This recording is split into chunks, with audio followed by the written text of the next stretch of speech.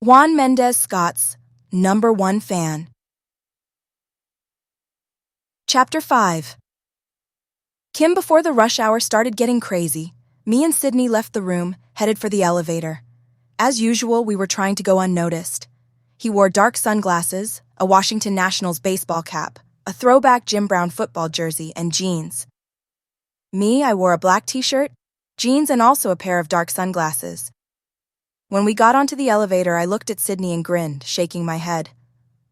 "What you shaking your head at?" he asked, leaning back against the wall of the elevator with his hands behind his back. "I guess we're lucky the hotel room is always in my name, huh? Or else the whole staff would be all up in your business." Sydney nodded his head, agreeing with me. "I wonder if someone will ever recognize you." "Probably already have. I wouldn't be surprised." The elevator stopped and the doors opened. As we walked through the lobby, headed for the exit doors to hop in Sydney's white Rolls-Royce Wraith that was waiting for us, along with the smiling valet who will love his tip as always, we didn't notice his wife Debbie. She was sitting on one of the plush couches in the lobby, waiting for us. She managed to follow us out of the hotel without us seeing her. Sydney placed the cash into the valet's hand, who smiled and thanked him. I got behind the wheel, as I did most of the time when 16 Sydney drove his Bentley because I was so in love with the car. But before Sydney could get in on the passenger side, from out of nowhere, Debbie walked up, elbowing him to the side and climbing into the back seat. Sydney stood there so scared he was paralyzed. All I could do was turn and look back at Debbie as if she was crazy, and she looked crazy too. It was nothing I could say or do. Debbie looked at me and smiled, waving at me as if I was a lifelong friend she hadn't seen in years. Pissed me off. "If you're wondering who I am, I'm Debbie, Sid's wife," she said, still smiling. Sydney finally was able to move and he got in the car, scared to look back at Debbie, and I didn't blame him. "You can go on ahead and drive off. I'm going to ride with y'all for a while." Debbie, who was tall and very pretty, not surprisingly, had a thin face with a nasty smile, and hazel violet eyes that were just as evil and nasty as her smile, and I could feel the frost coming off her caramel complexion. Her hair was short and nicely cut like mine with blonde highlights.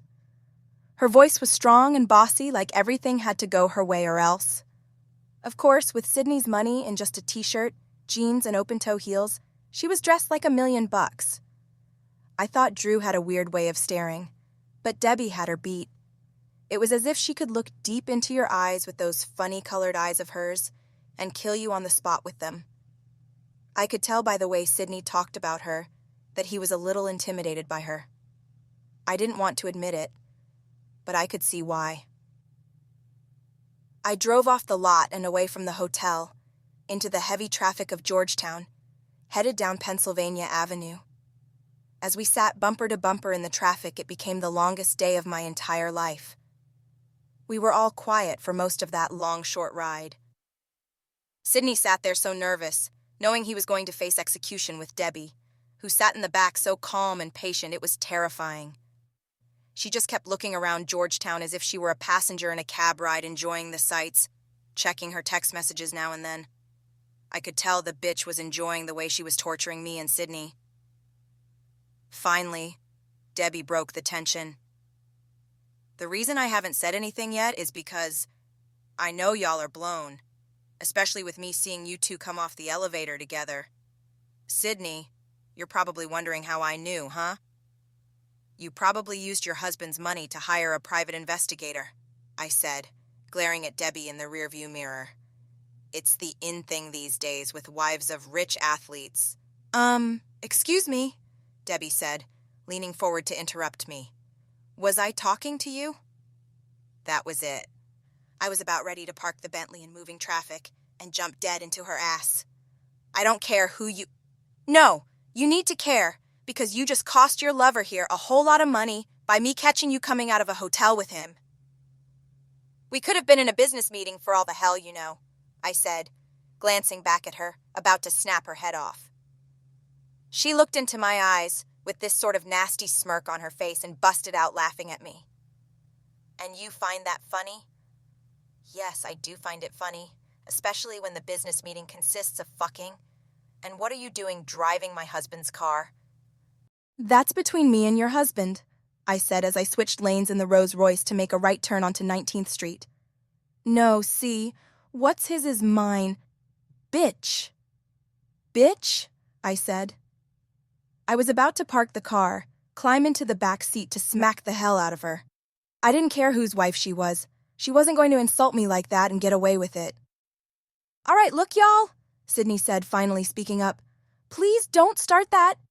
No, I shouted, interrupting him, unbuckling my seatbelt, because I can always pull over, Debbie. Out of nowhere, Debbie grabbed a lock of my hair and pulled it so hard it felt like she was trying to pull a super-glued wig from my scalp. I was in so much pain I was scared to move, scared that if I did move, I was going to lose most of my hair, at the same time, lose control, and crash the Bentley up. Debbie, let her go, man, Sydney said, looking back at Debbie, ready to beg. You're about to cause us to have an accident. Debbie leaned forward and put her mouth close to my ear. You think you can manage to pull over while you're going bald, bitch? Huh? Swerving all over the road with people blowing the horns of their cars at me, I managed to pull over to the curb near 19th Street by this hot dog stand. The near accident scared Sydney so badly that he sighed, closed his eyes, and dropped his head as if he was praying and thanking God at the same time. Debbie finally let go of my hair. It felt like she pulled my forehead back to the top of my head as if she had given me a facelift. I was ready to kill her with my bare hands when I turned around to face her. Sydney glared at us. Look, y'all need to calm down before we have an accident out here. As bad as I wanted to beat the shit out of Debbie, I started to use my head, thinking about the almighty dollar. I almost forgot about what was at stake. No, you know what, Debbie? You go right on ahead and hit me so that I can sew your ass for assault. So the money you plan to get from the divorce, don't spend it so soon. Debbie just stared into my eyes with that nasty smirk of hers. She had the nastiest smirk I had ever seen on a pretty woman. She wanted to kill me as much as I wanted to kill her. Once I realized that she was blown from me mentioning the assault charge and sharing the divorce money with her, I cracked up laughing in her face. She knew as well as I did that I then had the upper hand, and it was nothing she could do about it.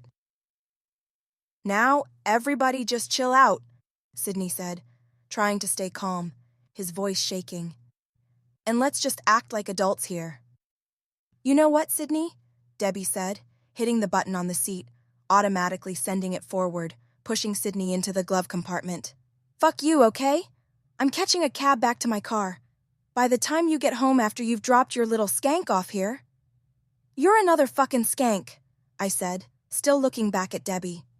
Your shit will be packed, Sydney, so start looking for a place to stay.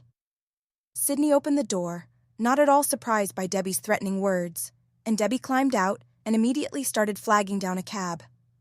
When it all hit Sydney what was about to happen in his life, he leaned forward and laid his head against the glove compartment. He probably was feeling that his whole world was going down the drain, along with all his millions. And I was starting to feel the same way, staring straight ahead in a daze. But I wasn't going to let Debbie get away with it. I wasn't going to let her interfere with my part of that $100 million.